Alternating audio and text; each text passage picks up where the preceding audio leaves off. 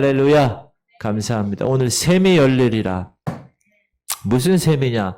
죄와 더러움을 씻어내는 샘. 우리가 어제 지난 시간에 그 구원의 날에 하나님께서 다윗의 족속과 예루살렘 주민들에게 은총과 간구하는 심령을 부어 주신다고 말씀을 드렸는데 그날 하나님께서 예수를 찌른 그런 사람들의 죄를 깨닫게 하고 애통하게 회개하는 역사가 있게 될 것이다. 그런데 그 역사는 따로 한다고 그랬어요. 그렇죠? 내가 1대1로 개인적으로 주님과 애통해야 구원의 역사가 이루는 것처럼, 교회에 속한다고 해서, 교회 다닌다고 해서 다 구원받는 게 아닌 것처럼 내가 1대1로 하나님의 그 은총과 성령의 충만한 역사를 경험해야 된다. 근데 오늘은 13장에서는 그 회개가 이제 개개인에 머무르지 아니하고 공동체적으로 그 구성원들을 말씀을 통하여 권징하고 생명샘을 통하여 정결케 하는, 그래서 그 백성의 남은 자들이 특별히 고난 가운데 잘 연단되어서 하나님과의 관계가 회복되는 그 말씀을 우리에게 오늘 스가랴 13장을 통하여서 말씀하고 있습니다. 오늘 말씀을 우리가 살펴보는 가운데 지금 막 분주한 것 같지만 여러분 마음을 차분하게 주님을 향하고 이 말씀을 통하여 계시하시는 하나님의 계시가 무엇인지 이 새벽 배우실 수 있기를 주의 이름으로 축원합니다. 그 구원의 날에 1절 보면 그날에 죄와 더러움을 씻는 샘이 다윗의 족속과 예루살렘 주민을 위하여 열리리라. 그날이 어떤 날이에요? 선지자들이 계속해서 예언해온 그날, 구원의 날을 이야기합니다. 어제 말씀드렸던 날과 동일한 그날. 그러면 어떻게 죄와 더러움을 씻는 샘이 열리는가? 여러분, 죄라는 거는 제가 항상 얘기하자면 뭐라고 그랬습니까? 그 관역이 있는데 그 관역이 하나님의 영광인데 양궁에서 팡 쏴서 10점 그 하나님의 영광에 들어가는 것이 원래 우리 인간이 만든 하나님의 형상을 닮은 인간의 목적인데 6점 혹은 다른 데로 막 이렇게 가는 그것이 죄라고 그랬어요. 표적에서 빗나가는 거, 하마르티아라는 그 원래 원, 표적에서 빗나가 벗어났다는. 그리고 여기 그 죄와 또 더러움, 이 더러움은 하나님께서 설정하신 그 하나님의 영광에 도달하지 못하고 다른 데로 벗어난 그 결과 부정하게 된 상태를 더러운 상태라고, 즉 우상 숭배의 상태를 말합니다. 그런데 그 죄와 그 더러움을 씻는 셈이 그날에, 그 구원의 날에 다윗의 족속과 예루살렘 주민을 위하여 열린다. 하나님의 백성, 저와 여러분을 위해서 열린다라는 말입니다. 이 죄와 더러움을 씻는 셈이라는 말은 쉽게 더 설명을 하면 인간의 죄 문제, 해결할 수 없는 그 죄 문제를 해결하시기 위해서 예수 그리스도께서 대신 그 죄값을 속량하셔서 이 땅에 십자가에 자기 목숨을 내어 놓으신 그 사건을 이야기합니다. 제가 속량, 리뎀션 이 말을 나오면 무슨 생각을 하라고 그랬어요? 노예 시장. 어떤 사람이 가다가 노예가 너무 불쌍해, 한 노예가. 그래서 노예 주인한테 값을 물어보죠. 얼마입니다. 그 값을 치르고 이 노예를 사서 나는 더 이상 너를 노예로 보지 않고 자유한 존재로 본다. 가라. 이 사람은 돈을 주고 샀어요. 그 돈이 예수님 목숨값이라는 거예요. 대속의 보혈이라는 거예요. 요한 1서에 보면 시작, 그가 빛 가운데 계신 것 같이 우리도 빛 가운데 행하면 우리가 서로 사귐이 있고 그 아들 예수의 피가 우리를 모든 죄에서 깨끗하게 하실 것이요. 예수 그리스도의 보혈은 우리의 모든 죄를 깨끗게 씻어줍니다. 그래서 죄에서 자유를 얻게 함은 보혈의 능력, 이렇게 보혈의 능력을 우리가 찬양할 수 있는 것입니다. 예수 그리스도를 믿는 자들에게 이 말, 하나님의 그 성령은 영생하도록 솟아나는 샘물이 되었다. 근데 그날에, 그 구원의 날에 이 죄 문제와 이 죄로 인해서 생긴 그 결과의 더러움의 문제를 하나님께서 하나님이 택한 백성들에게 열리게 하신다. 열리리라. 여기 열리리라는 계속해서 열려진 것을 이야기합니다. 예수께서는 비록 유대 땅에 다윗의 후손으로 오셨지만 시간과 공간을 초월하여 만백성을 구원하시는 분이시기 때문에 그렇습니다. 자, 그렇다면 구체적으로 그날에 다윗 족속과 예루살렘 주민에게 죄와 더러움을 씻는 역사가 어떻게 구체적으로 일어나는가? 그것이 2절부터 6절까지 말씀입니다. 우리가 한번 뜻을 생각하며 읽겠습니다. 만군의 여호와가 말하노라. 그날에 내가 우상의 이름을 이 땅에서 끊어서 기억도 되지 못하게 할 것이며 거짓 선지자와 더러운 귀신을 이 땅에서 떠나게 할 것이라. 사람이 아직도 예언할 것 같으면 그 낳은 부모가 그에게 이르기를 네가 여호와의 이름을 빙자하여 거짓말을 하니 살지 못하리라 하고 낳은 부모가 그가 예언할 때 칼로 그를 찌르리라. 그날에 선지자들이 예언할 때 그 환상을 각기 부끄러워할 것이며 사람을 속이려고 털 옷을 입지 아니할 것이며 말하기를 나는 선지자가 아니오 나는 농부라 내가 어려서부터 사람의 종이 되었노라 할 것이요 어떤 사람이 그에게 묻기를 네 두 팔 사이에 있는 상처는 어찌 됨이냐 하면 대답하기를 이는 나의 친구의 집에서 받은 상처라 하리라. 이제 공동체 전체가 갱신되는 역사가 이루어지는 그날에 만군의 여호와가 하나님께서 우상의 이름을 이 땅에서 끊어서 기억도 못하게 하실 것이다. 거짓 선지자와 더러운 귀신을 이 땅에서 떠나가게 할 것이다. 이 더러운 귀신은 뭡니까? 거짓 선지자들로 하여금 거짓 예언을 얘기하게 하는 거짓 영들이에요. 사단의 쫄개들. 근데 그날에 사람들이 거짓 예언하면 그 거짓 예언하는 부모가 이렇게 얘기하는 거예요. 야, 너 하나님 이름 빙자해서 거짓말 하는구나? 그러면 안 돼! 먼저 경고를 하는데 그래도 말을 듣지 않으면 그 부모가 거짓 예언하는 자기 자식을 칼로 찔러 죽일 것이라는 거예요. 그리고 뿐만 아니라 그날에 선지자들이 예언할 때 선지자들이 받은 그 환상을 갖게 부끄러워할 것이라는 거예요. 왜 그럴까요? 거짓 예언자들의 정체가 드러난다는. 사람을 속이려고 털옷도 입지 않을 거라는. 여러분 여기서 구약의 많은 선지자들이 털 옷을 입는 경우가 많았어요. 선지자들이. 그럼 왜 그러냐 하면 엘리야처럼 자신이 참 선지자라는 것을 보이기 위해서 털옷을 입었는데 거짓 선지자들이 이제 털옷을 입는 것은 뭡니까? 참된 선지자를 위장하는 거였어요. 그런데 이제 그날이 되면 사람이 그 거짓 선지자가 털옷을 입지 아니할 것이야. 그리고 나는 선지자가 아니고 농부야 라고 말할 것이라는 거야. 나는 어려서부터 사람의 종이 되었어. 무슨 얘기냐? 거짓 선지자들이 이제 그날이 되면 자신을 부끄러워할 것이다. 농부처럼 자기 자신을 평범하고 어려서부터 종으로 팔린 무식한 일꾼이라고 변명할 것이다 라는 얘기예요. 그리고 우상에게 제사하면서 자기 몸에 그 두 팔 사이에 난 그 상처, 이게 뭐냐 하면 거짓 선지자들이 우상 숭배하면서 종교 의식 중에 자기 몸을 스스로 자해하면서 생기는 상처. 그 상처가 어떻게 한다고요? 이거 우상 숭배하면서 생긴 상처가 아니라 친구 집에서 받은 상처야. 라고 자신들의 우상 숭배 행위를 부끄러워한다는 거예요. 부끄러워한다는. 이처럼 그날이 되면 다윗의 족속과 예루살렘 주민의 죄와 더러움을 씻는 샘이 열릴 때가 되면 이제 거짓 선지자들과 우상 숭배들이 모두 부끄러워할 것이다.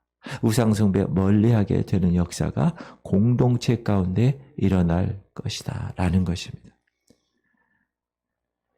이 말씀은 장차 우리 예수 그리스도께서 오셔서 이루실 그 일을 예언을 하고 있습니다.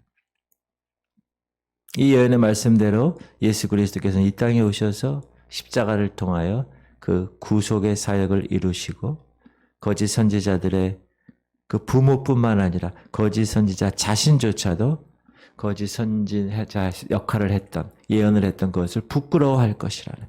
우상숭배에서 떠날 것이다. 이 예언은 스가랴 때 이때 이 예언은 복음서에서 예수님이 이 땅에 오심으로 이루어졌어요. 그러나 부분적으로 이루어졌습니다. 이제 이것은 완전히 이루어질 때는 언제입니까? 예수님이 다시 오실 그날.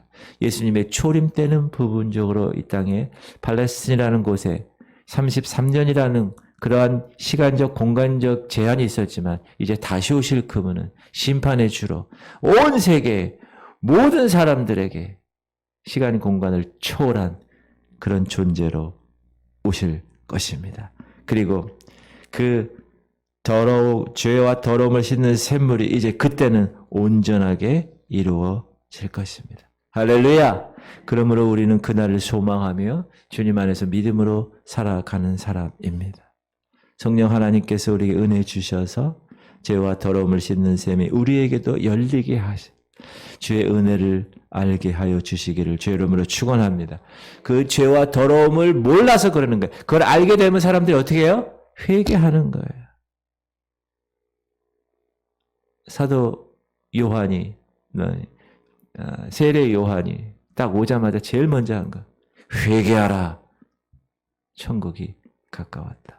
하나님의 나라가 가까웠어. 그때부터 말세가 시작됐는데 지금까지 그 말세가 이어지고 있고 이제 12시가 말세라면 지금 11시 한 59분 얼마 남지 않은 이 시대 여러분 회개와 각성의 역사가 이 교회에 또 이 지역에 이 모든 열방과 민족 가운데 있기를 주의 이름으로 축원합니다. 그렇게 하신다고 하셨어요. 그래서 온 교회가 오직 하나님 사랑하고 하나님과 인격적으로 교제하고 하나님 말씀을 따라 사는 그 역사가 우리 가운데 이루어지기를 소망하며 오늘도 이 새벽을 깨우신 거예요. 할렐루야. 죄와 더러움을 씻는 근거가 뭔가 그러면 7절 만군의 여호와가 말하노라 가라 깨어서 내 목자 내 짝된 자를 치라 목자를 치면 양이 흩어지려니와 작은 자들 위에는 내가 내 손을 들이우리라. 여기 내 목자 이 내 목자가 누구냐면 예수 그리스도를 가리키는데 근데 하나님께서는 단지 내 목자라고만 하지 않고 뭐라고 그랬습니까? 내 짝된 자라고 얘기했어요. 내 짝된 자. 그만큼 하나님과 친밀하고 그만큼 하나님과 동등한 존재 그 존재를 친다고 그랬어요. 이 말씀대로 유대인들이 예수 그리스도 하나님과 동등한 그분을 어떻게 해요? 십자가에 못 박아 죽였죠. 역사적으로 이루어졌습니다. 예수께서 십자가에 못 박혔고 죽으심이 그들을 죄와 더러움을 씻게 하는 근거가 됐다라는 것입니다. 그 보혈로, 그 피값으로 그 백성들의 죄와 더러움을 씻어졌다. 저와 여러분의 죄도, 저와 여러분의 더러움도 씻겨진 것입니다. 하나님은 홀로 하나이시기에 그 어떤 것과 짝할 수가 없다고 생각했지만 예수 그리스도 그분은 뭐라고 그러셨어요? 아버지와 나는 하나이니라. 그래서 구약의 그 유대인들이 예수님을 돌로 치려고 그런 거였어요. 그리고 결국 그들은 로마법에 의해서 십자가에 예수님을 죽게 만듭니다. 그러므로 하나님의 짝된 자를 치라라는 이 말은 하나님의 자기 희생이죠. 하나님의 자기 죽음을 말하는 겁니다.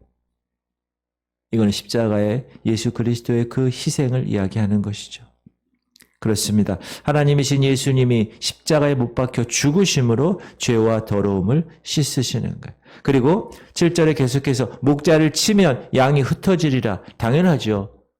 그렇죠? 여러분 양을 치는 목자가 어떻게 해요? 문제가 생기면 양은 다 흩어지는 거예요. 리더가 그렇게 중요한 거예요. 예수께서 잡히실 때 제자들이 다 흩어졌죠. 도망갔습니다. 오늘 스가랴 선지자 예언이 그대로 성취됐고 제자들이 주님 배신하지 않겠다고 했는데 베드로부터 3번이나 멀찍이 따라가다가 그렇게 배반을 하고 다 도망가게 되죠. 그렇습니다. 목자를 치면 양떼들이 흩어지는 거예요. 그러나 목자가 침을 당하고 양떼들이 흩어지는 것으로 끝난 것이 아니라 7절 끝에 보면 작은 자들 위에는 내가 내 손을 들이우리라. 내가 내 손을 들이우리라. 보호하리라. 이 예언의 말씀대로 제자들은 목자가 침을 당하는 것을 보고 다 도망갔지만 예수 그리스도께서 다시 부활하셔서 그 제자들 다시 찾아오셔서 손을 내미셨죠. 부활하신 예수께서 갈릴리에서 제자들을 만나 다시 만나서 회복시켜 주셨습니다. 그리고 그들에게 뭐란 사명을 줬어요? 가서 모든 족속으로 제자를 삼아 아버지와 아들과 성령의 이름으로 세례를 주고 내가 내게 명령한 모든 것을 가르쳐 지키게 하라. 볼지어다 내가 세상 끝날까지 너희와 항상 함께 있으리라. 할렐루야. 그 유언의 말씀을 주셨어요. 그리고 8절 보면 연단하고 시험하신다. 자, 8절 여호와가 말하노라. 이 온 땅에서 3분의 2는 멸망하고 3분의 1은 거기 남으리니 내가 그 3분의 1을 불 가운데 던져 은같이 연단하며 금같이 시험할 것이라. 그들이 내 이름을 부르르니 내가 들을 것이며 나는 말하기를 이는 내 백성이라 할 것이요 그들은 말하기를 여호와는 내 하나님이라 하리라. 8절 말씀은 그날의 구체적인 정결 방법을 말씀하고 있는데 그 정결 방법이 뭡니까? 하나님의 남은 자들, 3분의 1 그 렘넌트, 남은 자들을 연단을 통하여서 영적으로 깨끗하게 하신다. 하나님 나라에 합당한 백성으로 불순물이 없는 순수한 100% 정금으로 만드셔서 큰 환난으로 연단하신다.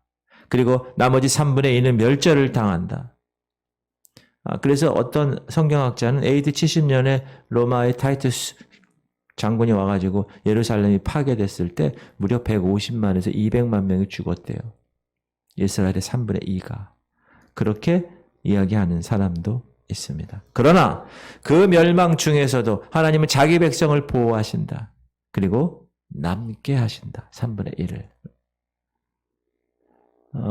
제가 어제 제가 아는 미국 목사님으로부터 책을 하나 받았는데 아주 얇은 책이에요. 지금 북한에서 신앙생활을 하시다가 원래 중국에 계셨다가 중국의 문화혁명 때문에 기독교를 다 말살하니까 북한으로 다 도망갔다가 북한에서 그 가진 고생하면서도 복음을 전하고 그렇게 그 배씨 가문에 관한 책을 읽었어요. 거기서 하나님의 그 사역을 그래도 끝까지 감당하고 지금 지하교회에 북한에 한 10만 이상의 진짜 성도들이 있습니다. 여러분 기도할 때마다 북한의 지하교회 성도들을 기도하시는데 그들이 북한의 남은 자들에게 엘리야 시대에 바알에게 무릎을 꿇지 한 7천 명을 남기신 주님이 지금 북한의 지하교회에 10만 명을 남기셨어요. 그리고 그분의 스토리예요. 북한에서 탈출하고 중국을 거쳐 이제 태국을 거쳐서 우리 남한에 왔는데 안타깝게 그의 부모님들은 노동 수용소에 끌려가게 됐습니다. 복음을 전하기 때문에. 그러나 이 아들, 이 딸들이 무슨 소망을 갖느냐? 그 노동소에서 우리 엄마 아버지가 복음을 전할 그 기대를 갖고 기쁘게 그 책을 써 내려가더라고요. 그것이 남는 자입니다. 남은 자. 하나님이 자기 백성들을 보호하사 남게 하신다는 거예요. 그 남은 자를 통하여 하나님이 역사하신다는 거예요. 시작. 세상이 너희를 미워하면 너희보다 먼저 나를 미워한 줄을 알라. 너희가 세상에 속하였으면 세상이 자기의 것을 사랑할 것이나 너희는 세상에 속한 자가 아니요 도리어 내가 너희를 세상에서 택하였기 때문에 세상이 너희를 미워하느니라. 내가 너희에게 종이 주인보다 더 크지 못하다 한 말을 기억하라. 사람들이 나를 박해하였은즉 너희도 박해할 것이요 내 말을 지켰은즉 너희 말도 지키리라. 할렐루야. 남은 자들을 하나님이 은과 금처럼 시험하시고 훈련하시고 단련하신다는 거예요. 그렇게 남은 자들은 연단을 통하여 주의 이름을 부르게 하신다. 주의 이름을 부르면 주께서 들으신다. 그리고 이는 내 백성이야. 그리고 그분들은 하나님 이렇게 바로 그 날이 그 구원의 날에 죄와 더러움에 씻는 샘이 열려서 이루실 그 일입니다. 지금도 마찬가지입니다. 오늘날도 주의 이름을 부르는 자들은 불과 같은 시험을 통과하게 될 것입니다. 여러분이 이 땅에서 예수 그리스도를 믿는 그 믿음을 진짜 갖고 직장이나 사업처에서 있으면 환난과 핍박을 당할 수밖에 없습니다. 성경이 그렇게 얘기하고 있어요. 그러나 하나님은 그 모든 것들, 자, 시편 44편에 보면 이런 말이 있어요. 하나님의 언약을 잊어버리지도 않았는데 양떼를 흩어버리시겠다. 그리고 죽임을 당하게 도살할 양처럼 여김을 받게 하시겠다. 시편 시작. 주께서 우리를 잡아먹힐 양처럼 그들에게 넘겨주시고 여러 민족 중에 우리를 흩으셨나이다. 주께서 우리로 하여금 이웃에게 욕을 당하게 하시니 그들이 우리를 둘러싸고 조소하고 조롱하나이다. 우리가 종일 주를 위하여 죽임을 당하게 되며 도살할 양같이 여김을 받았나이다. 이 죽임당한 양이라는 건 자기 죄가 아닌데 고난을 당하는 것입니다. 바로 예수 그리스도에 당한 고난이죠. 그러나 그것으로 끝나는 것이 아니라 이제 자기 백성들도 그 고난을 동일하게 받게 될 것이다 라는 것입니다. 그러므로 성도가 세상에서 제대로 살아간다는 것은 얼마나 어려운 일인가. 때마다 세상에 부딪힐 때마다 자기 자신이 주님을 배신하는가 그렇지 않은가에 대한 갈림길에서 하나님이 여러 가지 시험을 통하여 주신다는 것. 거기서 단련되고 재련된 존재만 알고 성도가 되는 거예요. 신부 성도가 되는 겁니다. 거기에 세상과 화합하고 타협하는 것 아니에요. 이처럼 그날에 하나님께서 자기와 짝한 자, 그 예수 그리스도의 희생을 통하여 자기 백성을 만들어 내시는 겁니다. 그날에는 유대인이나 이방인이나 상관없이 주께서 피 흘리심으로만 주의 백성을 만들어 내시기 때문에 그렇습니다. 할렐루야. 성령 하나님께서 우리에게 은혜 주셔서 그날에 이루실 그 하나님의 은혜의 역사를 우리로 알게 하여 주기를 주의 이름으로 축원합니다. 하나님께서 짝된 자, 그 예수 그리스도의 십자가 사건을 통하여서 그 보혈의 능력, 제가 주일날 보혈의 능력 설교했잖아요. 예수 그리스도의 보혈의 능력은 우리에게 주신 놀라운 특권이다. 그렇죠? 거룩하게 할 수 있는 능력, 속죄, 죄의 문제를 해결할 수 있는 능력, 영적 전쟁에서 승리할 수 있는 능력, 병들어 힘들어 있는 그런 상황에 치유의 광선을 발할 수 있는 능력, 그리고 사망 권세를 다 깨부시고 부활할 수 있는 능력, 예수 그리스도의 보혈의 5가지 능력을 꼭 기억하시며 오늘도 하나님 은혜 감사하여 주의 그 은혜를 힘써 증거하는 하나님의 전사들 스크램블에 올리면 튀어 달려나가 영적 전쟁을 다 맞닥뜨려서 이겨내시는 여러분 되시기를 주의 이름으로 축원합니다. 기도 제목